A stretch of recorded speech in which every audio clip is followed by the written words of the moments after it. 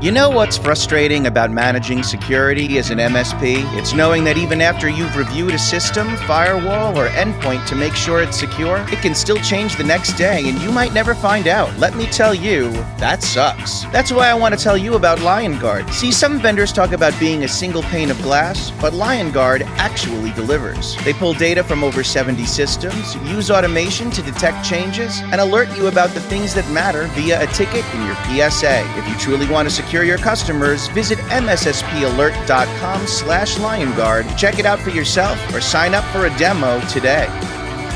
All right, welcome back to Cyber for Hire, the Managed Security Podcast. Once again, I'm Bradley Barth with SC Media. In the first half of the show, we talked about MITRE attack evaluations of managed services providers. I would certainly encourage anyone who hasn't watched that first segment yet to go back and watch. Lots of interesting stuff to talk about there. But right now, I'd like to welcome back my co-host, Ryan Morris from Morris Management Partners, because it's time for us to examine our MSSP business and industry news topic of the day. Presenting our big idea in business, don't lose your head count. Best MSSP talent retention strategies. In the cybersecurity job market, it's advantage worker, as the demand for talent has opened up a world of possibilities for security professionals to seek out greener pastures. Meanwhile, other infosec pros are so stressed and burned out that they're looking to quit the daily grind altogether. These factors have combined to create a cyber talent turnover crisis, which can result in organizational instability, stalled implementations, slow responses to threats, and overworked, stretched thin employees. So in this segment, we're going to identify some of the best talent retention practices and policies that will give you better odds of earning loyalty from your cyber workforce. So, Ryan, we've made mention in previous episodes of the talent shortage and turnover problem on several occasions. So rather than ask you again to paint a picture of that problem, I would like to ask you, would you say that MSSPs have it a little bit better or a little bit worse or pretty much the same as the rest of the cyber hiring community when it comes to retention issues? Excellent setup. And what I'll agree with you.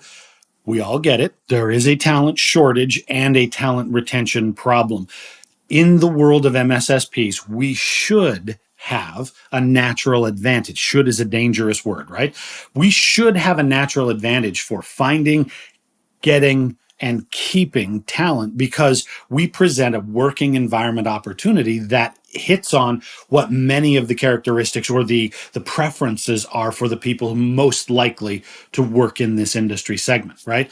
We give them diversity of challenges and working opportunities. We give them rapid feedback and clear metrics in terms of whether we're performing successfully and customer satisfaction and whatnot. And we give them the opportunity to grow with their clients, but also within our own organization to track an accelerated career path that's probably much faster and much more lucrative than it would be on the client side of the house.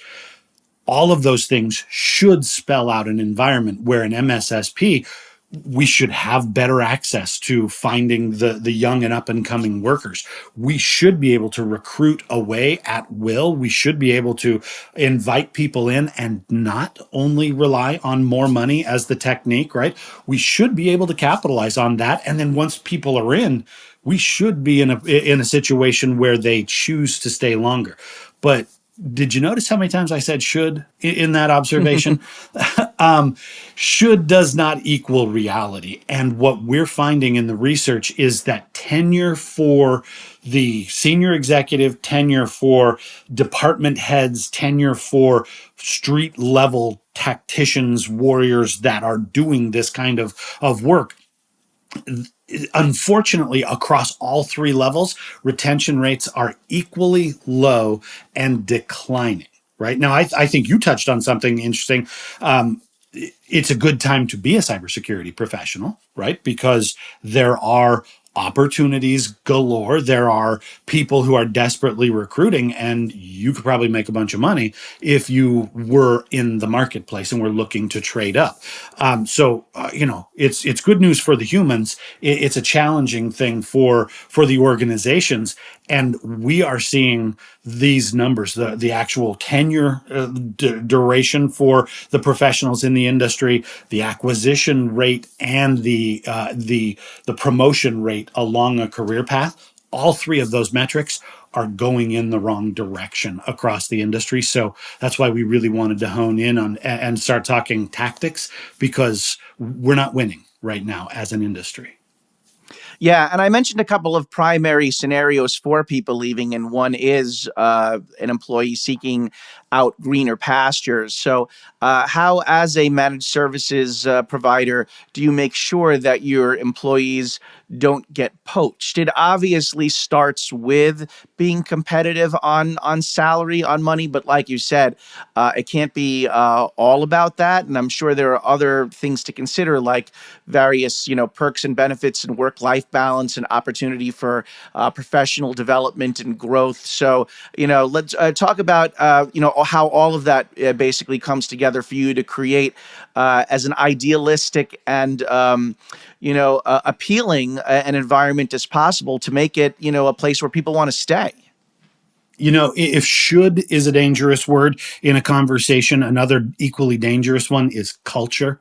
I get that as scientists and technical professionals, many people in our industry are reluctant to describe what we do in the context of culture, right? There's process, there's methodology, there's technology, there's ways that we can track all of these metrics, and we can issue very objective reports about improvement and or vulnerabilities. But these are still humans that we're dealing with. And so my first piece of advice is that we must embrace the human holistically and make them want to be a part of our culture. That is something that not every business, and I don't care what industry you're in, not every business cares about that. And not every business is good at that. And it creates a competitive opportunity, right? Because the bar is not exceptionally high in terms of building a culture that will make people overlook a little bit of additional money and a job change to choose to stay where they are. There's some people who argue, it's a slippery slope and you can get out of control with the perks and the bennies and all of the things that go into keeping people around. My experience is the grass is rarely greener on the other side. And most people in the industry, regardless of where they're working, express the same low levels of satisfaction. So it's not like we're operating at, like an all-star level here and we have to get all pro above all-star. We just have to do fundamental things, right? The first thing that I would do is to recommend that we embrace people in the context of their human experience, which is two parts, right? Inside work and outside work. Now, I know as an industry, we have spent a lot of years saying anything outside of work, keep it outside of work. Don't allow it to come here. Be an adult, be a professional. I hear you. And yet, I don't believe that humans can separate into two entities and just leave it all behind. I think people need to know that we understand who they are, that they have experiences, that their lives are ongoing, their marriages, their children, their homes, their financial situations, caring for an elderly parent. These things happen and they impact the life experience of a human. And that impacts their ability to perform when they come to work. So the first piece of advice is let's be a little bit more open-minded and let's embrace the human where they are. The second piece of advice kind of follows on from that, and that is on the side of the career. People don't just come to work to do their job today. They want to know about job security. They want to know about job dynamism, what's interesting and fun and dynamic to do. They want to know about career path and growth opportunities, and they want to understand development and the investment that's going to be put into them as people to make them better at what they do. I am finding tremendous good results when we talk to organizations about saying, when you come in here and you start your job, whether you are senior or junior, let's embrace the fact that this is a good opportunity for you. You're happy to be here. You're happy with the salary. You wouldn't have taken the job, right? These are good things. Let's commemorate those. And then let's look forward and say, here's where we see you going. 3 months, 6 months into the future, a year into the future, what promotions might be available, what seniority, what escalation in your career. And here's how we're going to help you get there.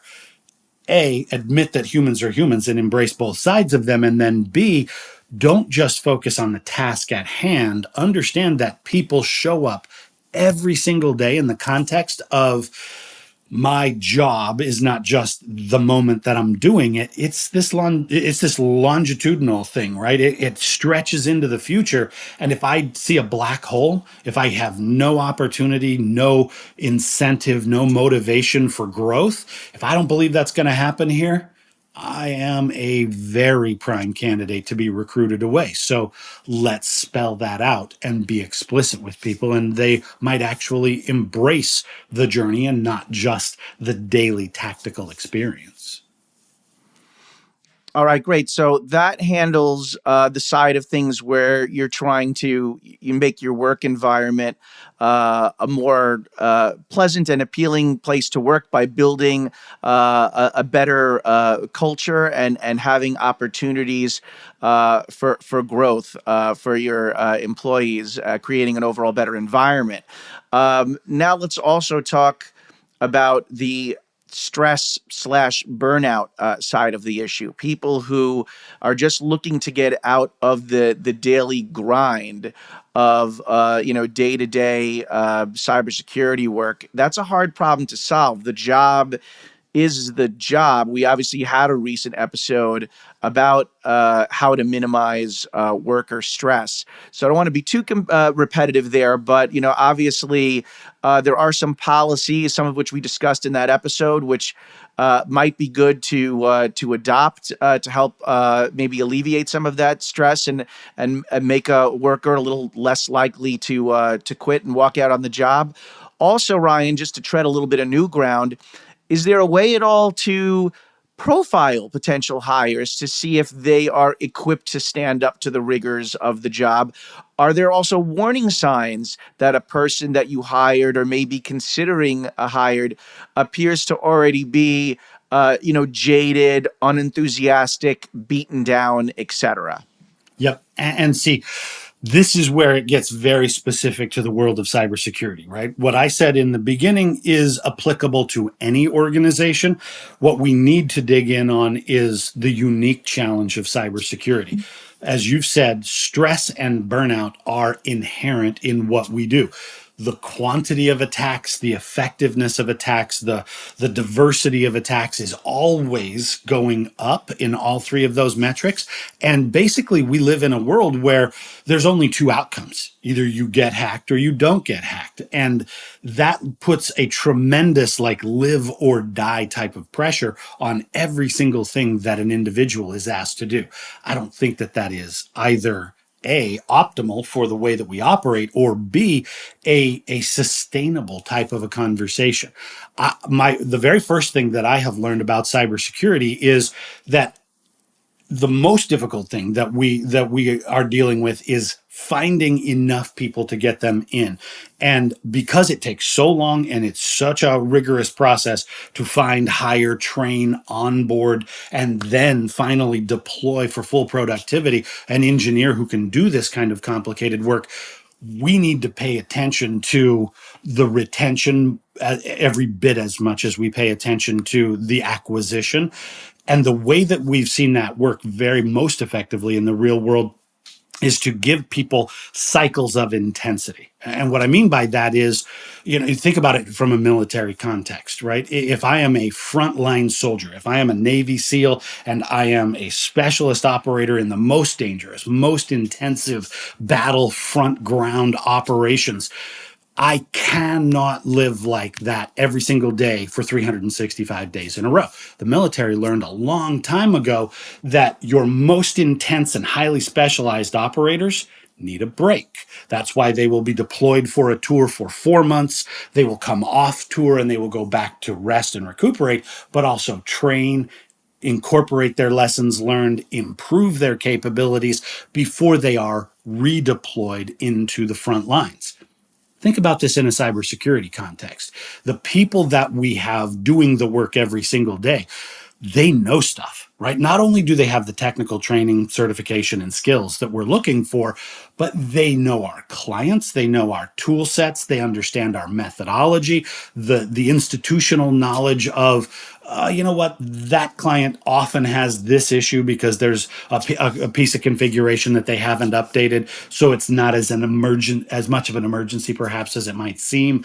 Or they might understand that dealing with certain clients requires a slightly different communication style because of the way that messages are sent and received. That institutional knowledge is incredibly valuable. If we just run people ragged until they pop and then they go away and we replace them, not only do we replace the human, just quantity, and the skills, but all of that institutional knowledge as well. What if instead we said, you know what, you're in there doing this for a season, and then we take you out and we bring you back over here to focus on tools, on process, on improving our methodology and testing it out to verify, training your peers to make sure that they understand these new innovations and enhancements. And then once you have completed that season of improving the machine, then you go back into the front lines and somebody else cycles off into that improvement role. The pushback that I hear on this kind of technique is, oh, well, that means that if I need to staff X number of technicians, that means that I need X plus 20% in order to keep people cycling through, and that's more expensive.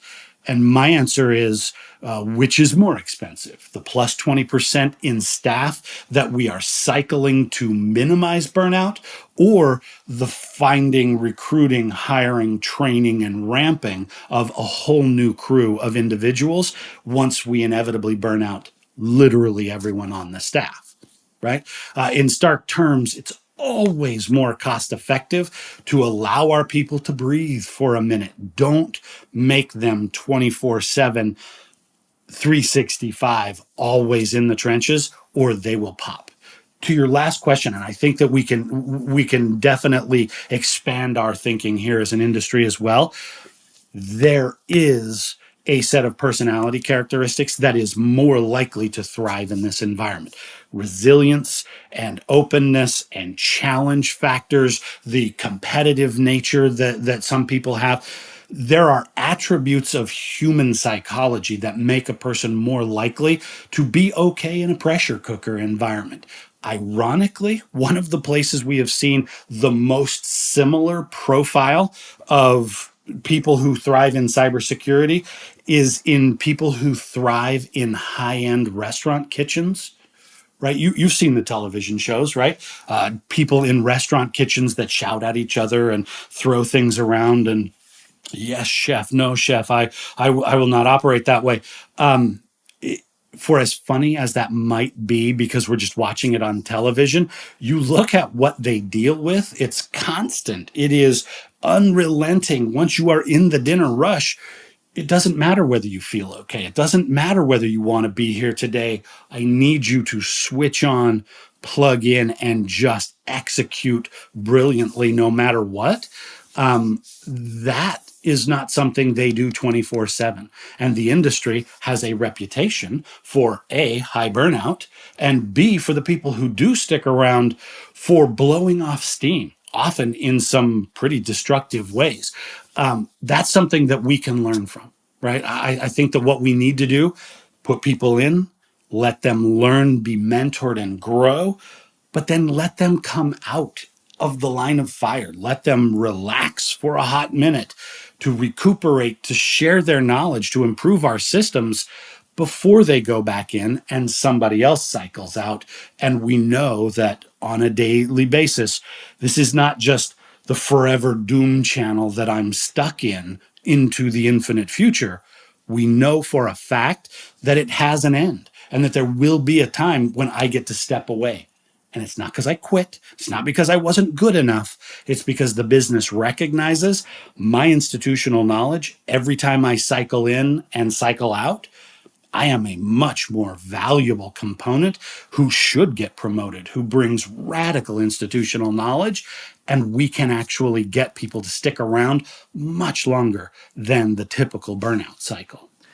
Yeah, well, there you go, Ryan. I mean, not only did you just give some great strategies for retention there, but you also just gave a great strategy for bringing in some new hires. Just walk into your local Chipotle kitchen and just point at the kid behind the stove and just be like, "You kid, have I got an opportunity for you? You're perfect." Yeah, go So go downtown to a really high-priced restaurant and look for the people who are tired of getting shouted at by the chef and go, "You know what? You got some characteristics that we might want over here.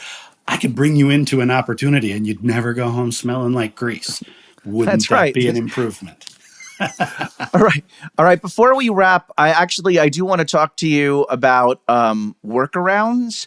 Like if you can't really solve the turnover problem through improving your retention rates, then are there at least things that you can do in the realm of like knowledge management, building kind of a business continuity or line of succession type program that can help you smooth over transitions when core members of the team come and go, maybe a little bit of automation as well. So, yeah, obviously, still ideally, you want to be able to keep people, but still, some people are going to leave so that you don't entirely lose their knowledge and experience when they go. What kind of policies can you implement to, like I said, make that transition a little smoother? It's a great observation. None of us will bat 1,000, right? Nobody will have a perfect track record for retention. It's just not realistic in the industry where we work. In order to plan for that, we need methodology, documentation, knowledge management, and cross training. Right now, there's science that goes behind each of these things that I'm talking about, but there are some very practical things as well. I've often said, and sometimes controversially in the industry, a lot of businesses say out loud that their most important asset is their people, right? You've heard a lot of businesses say that our people are our most important asset. And my first observation is I don't believe you, because if they were, you would treat them better. But also, even if I did believe you, I would think that that's dangerous.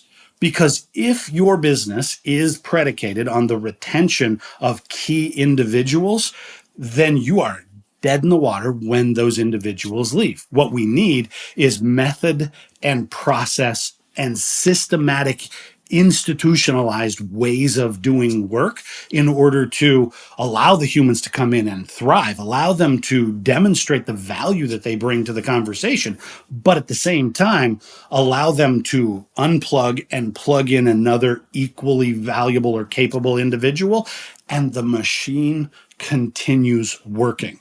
Now, the genesis of this conversation today that we're talking about, right? We've been reading about research that it's not just staff workers, right? It is CISOs. It is very senior executives in the cybersecurity world who indicate like 50% probability of leaving their job in the next 18 months. Could be for greener pastures, could be for the burnout reasons. We understand that, but if you lose your CISO and you do not have documented plans, infrastructure, strategies for improvement, methodologies for operation and execution, the human resources plan, if that stuff's not documented and your CISO says, "Hey guys, I'm not coming back after next Friday because I'm burned out and I just can't deal with it anymore," between now and their 2 weeks notice is desperately short of enough time to do that kind of documentation and knowledge transfer. It's not going to happen. It has to begin today. How we do what we do and why we do it needs to be institutional knowledge, not individual intellectual property, right? Like that's the fundamental premise that we need to get to. And if you can, right, document your method and your strategy, understanding it from an operational point of view as well as a business model point of view.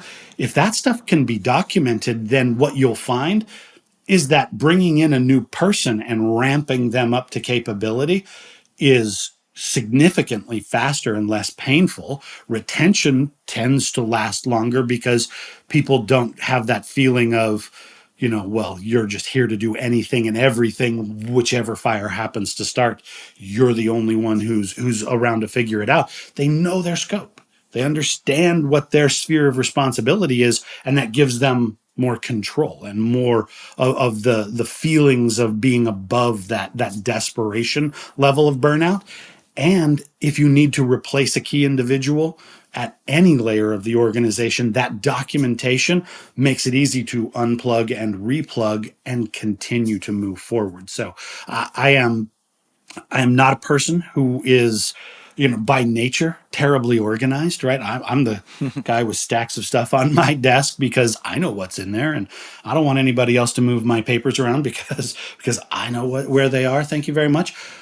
But along the line, I have become an advocate of the principles of process documentation, of strategic methodology, and of following through on the implementation of consistent, repeatable methods.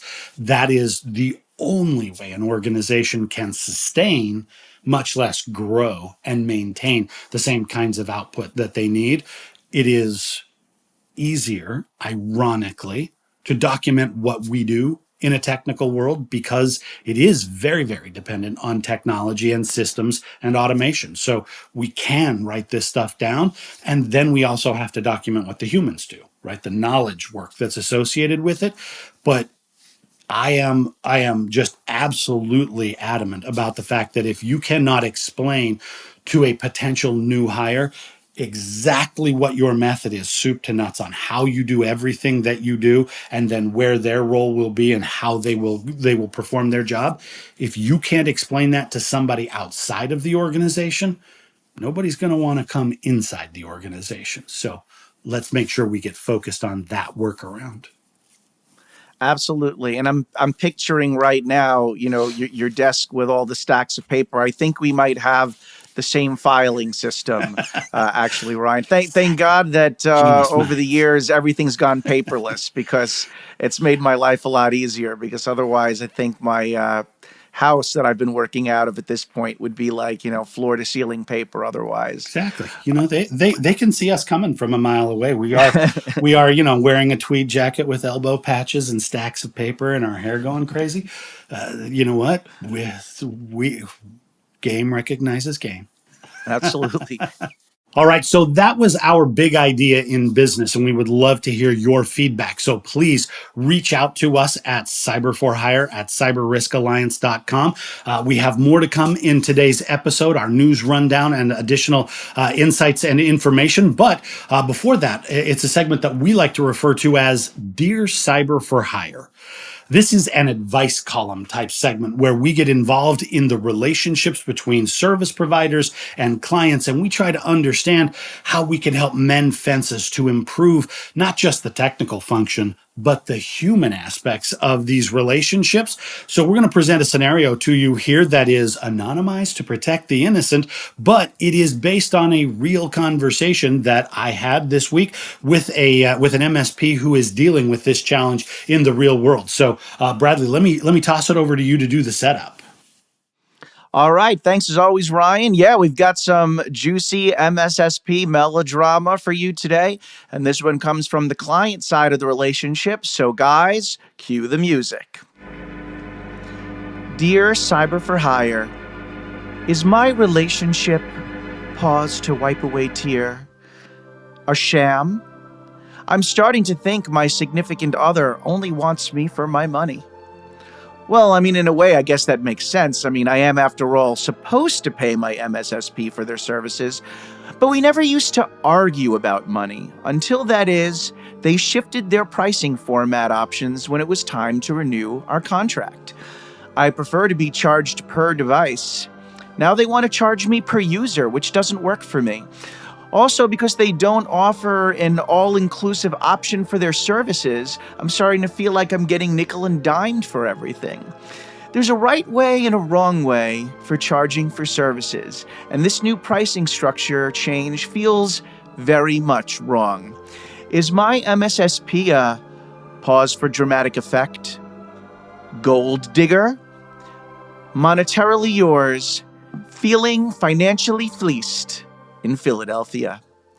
Now, Ryan, do you have an idea what they might be talking about here? Are there certain MSSP pricing structures or formats that are more client-friendly than others? Or is it more just the idea that the client was already used to one pricing format and suddenly they have to deal with a change that makes them think that they're being taken advantage of? You know what? It is both, right? And I will say, I resonate with this relationship issue because we have heard it so many times. The pricing format or the calculation scheme that we use to charge for our services as MSSPs, this is a vibrant world of discovery, opportunity, and experimentation. There are a lot of opinions about what is the best way to charge for our services. And you know what? It depends on who you are and how you communicate this information, but also in a very important way, it depends on who your clients are and what they are comfortable with, right? There is no such thing as a single scheme for charging for your services that's going to be equally acceptable or comfortable for every client out there. So I embrace the debate and I have opinions about what is the right way or a better way to price for our services. But at the same time, I recognize that however you do this, the point of change in the pricing mechanism is perhaps one of the most vulnerable and fraught moments in the history of a business relationship, right? You went out there, you found this client, you understood their needs, you recognized some form of chaos and pain in their environment that motivated them to outsource this vital service to you as a service provider. They liked what your capabilities were, they bought your value proposition, they believe they're getting something in return for their money, and they turned around and signed a contract. Okay. That was not an easy process, and that's not something that we should take for granted.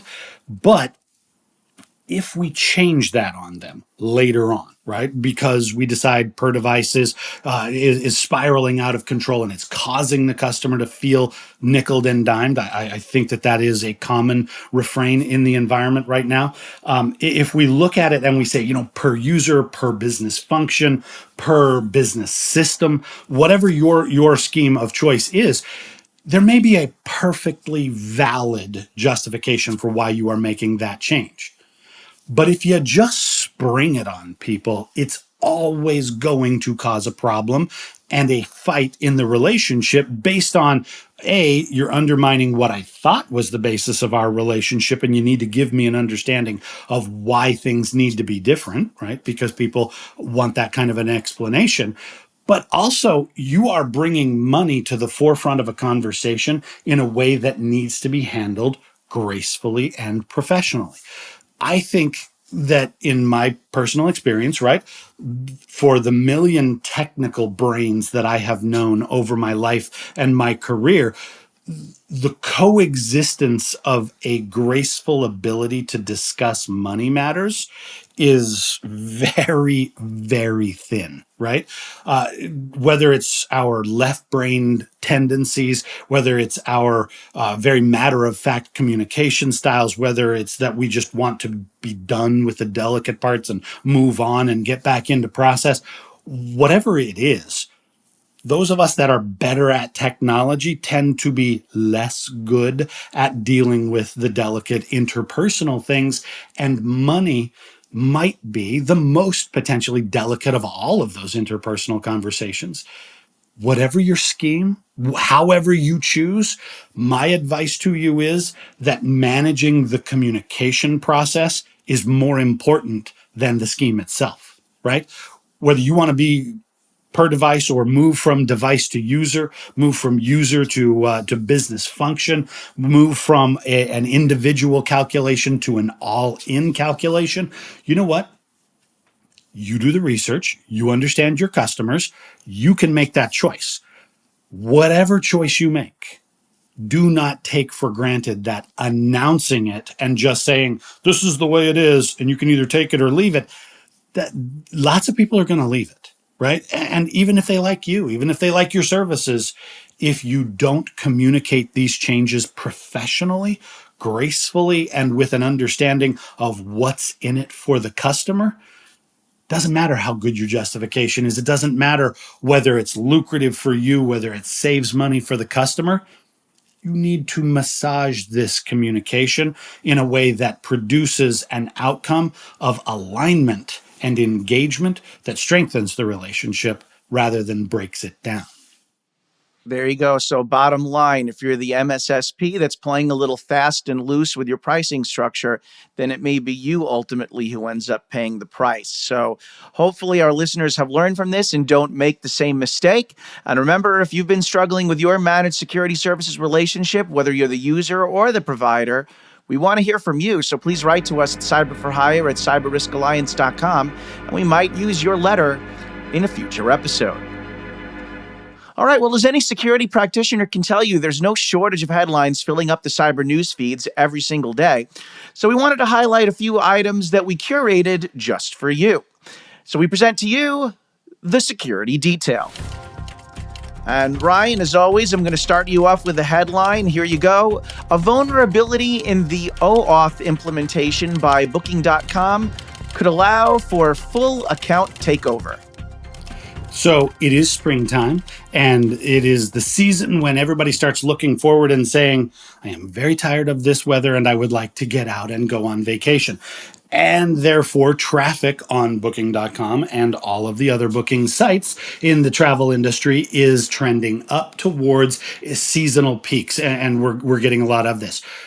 Right at the beginning of that conversation of the seasonal escalation, we hear a news item from the folks at Booking.com that, oh, hey, by the way, we used a very common protocol that in this particular instance was used to allow the individual users to log in via Facebook, right? You're familiar with that kind of methodology. Log in with Google, log in with Facebook. The way that they had implemented that protocol allowed somebody to go in and actually spoof it and take control of that customer's entire account, of everything they've ever submitted, which, if you've ever booked on one of these sites, is not just your name and your address, but your credit card number and a lot of other personally identifiable information. Now, the good news is this was identified by a researcher. It was fixed and then prevented before any exploits were actually documented. So congratulations on the research as well as on the rapid response. But this is a word of caution to everybody in an interconnected world. Listen, your systems talk to third parties, and there are standardized protocols that allow us to share data and log in and trade information. The more standardized something is, the more readily available it is to be vulnerable to attack, right? If it's custom, it's weird, and therefore people have to figure it out. That's the psychology behind passwords. But standard interface protocols, those things get easier and easier to hack. Let's make sure we've got all of the right configurations, that it's locked down and it's implemented locally. It's not a question of whether or not your system should be connected to other people's. It's a question of local implementation fidelity that makes these things secure. So let's pay attention, especially as we move into summer vacation season. Headline number 2, Bradley, let me toss this one back to you. Security vendors report an economic hit as they struggle to lure newer customers. What'd you learn? What do we need to understand? Yeah, well, SC Media's Mengen Shao reports that during this uncertain economic period, security vendors are starting to notice a downturn in client spending and new business. And vendor and client strategies may be changing as a result. Identity company Okta, for instance, noted in a recent earning call that organizations are now starting to, because of a lack of long term contracts,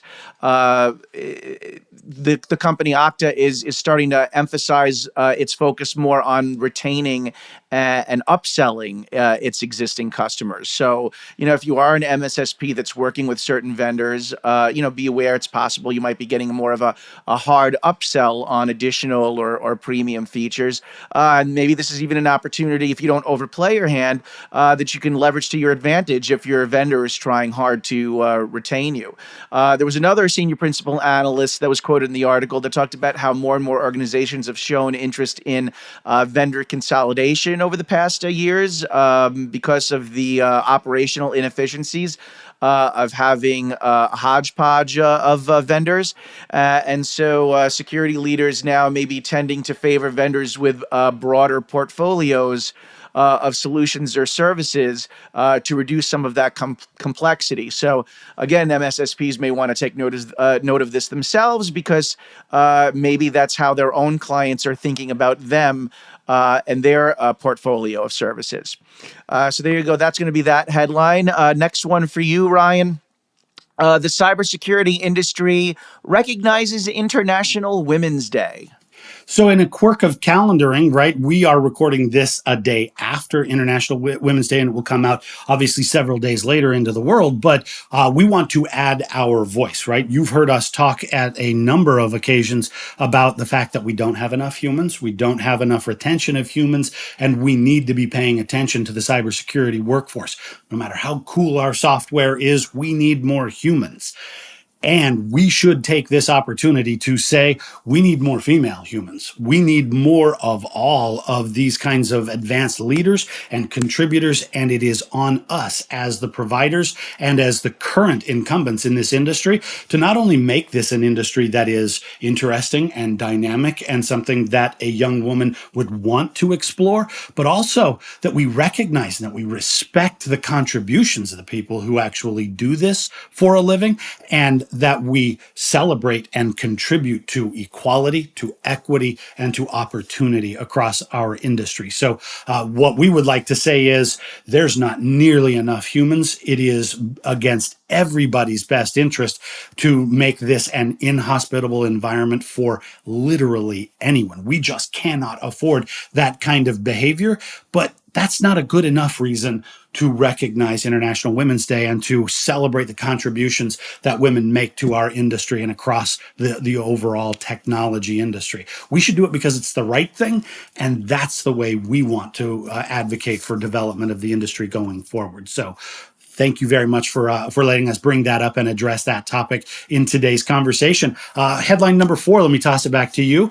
We are focused here on Enterprise Browser aims to offer secure access to legacy Internet Explorer applications.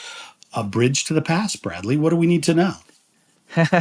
Yes, well, Steve Zier over at SC Media reports that the secure enterprise browser company Island last week announced that it was offering the ability for companies running legacy apps that rely on Internet Explorer to access them for an extended period of time before ultimately transitioning off IE, which is really no longer supported by Microsoft. And this will prove helpful to IE users, of which there are still about 28 million as of 2022, including many organizations in healthcare, manufacturing, government, etc. Now, secure enterprise browsers are a hot up-and-coming new category of cyber solution that adds a security layer at the browser level, offering a way to control what the user can do when accessing applications from within the browser, things like the sites you can visit, the data that you're allowed to gather, etc.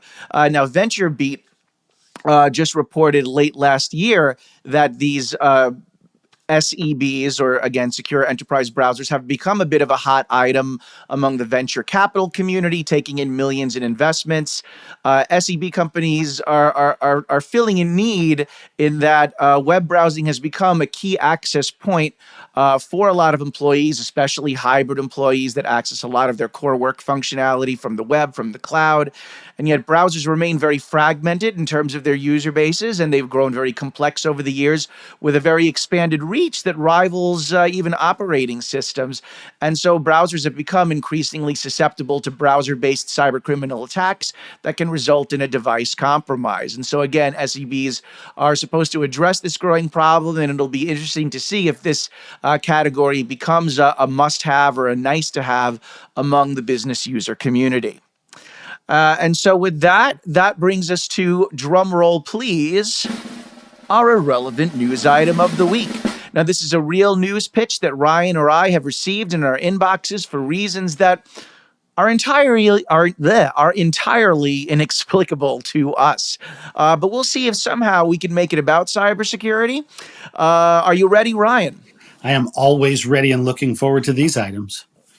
All right. Well, in that case, here comes the pitch, and actually works very nicely since you hinted at some people trying to take some vacations coming up. In the spirit of the upcoming spring break, the most Instagrammable pools in the US have been revealed in a recent study analyzing social media data.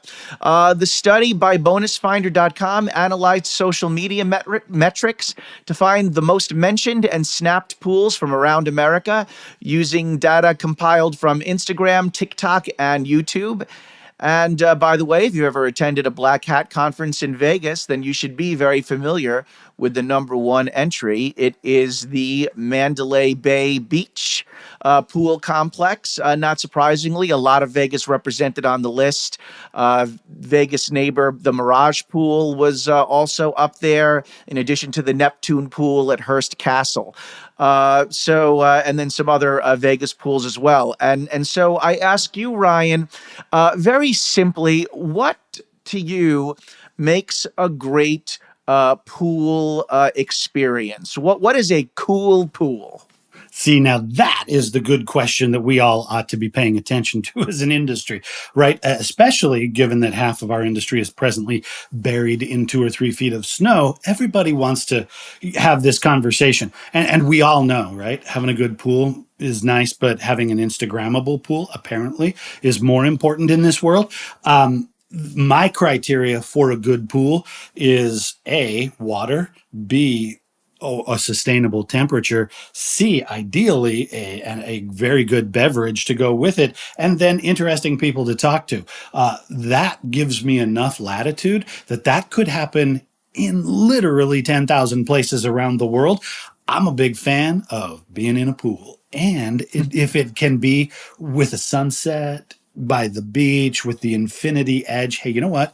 That's cool. But if it's also just happens to be in the parking lot of a Hampton Inn near the airport, someplace where I just get to go sit in a hot tub and let that day's stress melt away because I was on an airplane from here to there and having that stress, it's not as good, but it's still good, right? Like my philosophy is, for those of us who do not live in a swimming pool, we should not be nearly so picky about the experience. There are some deal killers, obviously, right? Like I believe that other people's too loud music and screaming and partying and whatever might make me get up and leave. But Sure. Cleanliness, I would think, exactly. Cleanliness is absolutely going to be a deal breaker. And certain people's choices of pool fashion are going to cause me to scratch my head sometimes. But you know what? I'm an equal opportunity pool enjoyer. I don't know about you. I just would like to spend more time in swimming pools.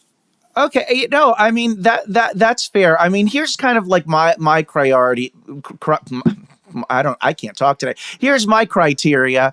I know people who, first of all, can sit by a poolside all day. Dip their toes in the water, order a cocktail, read a book, float on a tube. I have to admit, I would start to pull my hair out after a while. I find that really like incredibly boring to me. And I know this makes it sound like I'm, like 10 years old, but I prefer a pool that has some kind of fun or interactive element to it.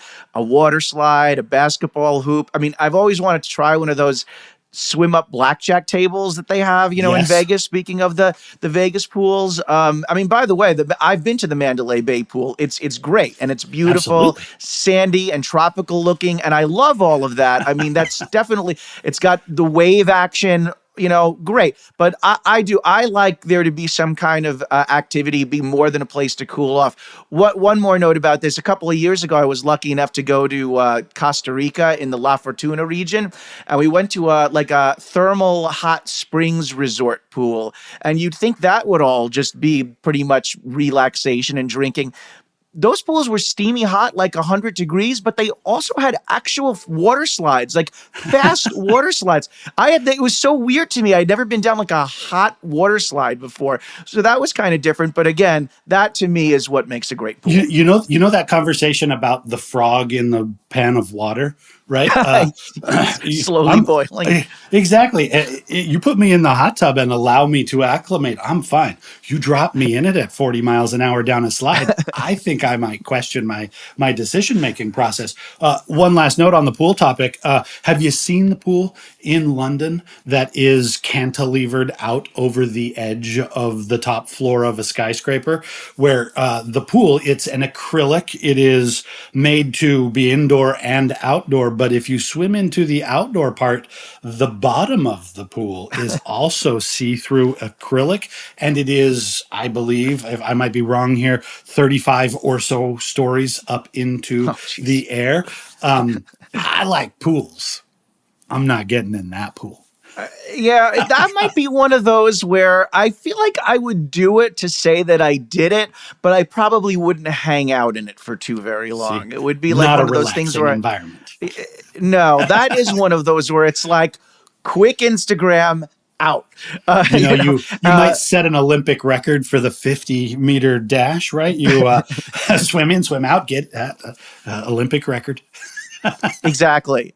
And so with that, metaphorically, it's going to be time for everybody out of the pool because we have to end the show. We've run out of time, but don't worry. We will be back again soon for episode number 13. Meanwhile, feel free to check out even more cybersecurity podcast content on the SC Media, MSSP Alert, and Channel E2E websites. Until next time, I'm Bradley Barth.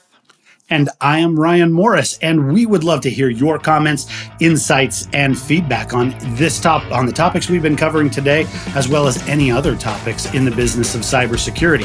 So please do reach out and send us your information. We'll keep the conversation going on the next episode of Cyber for Hire, your inside source for cyber outsourcing.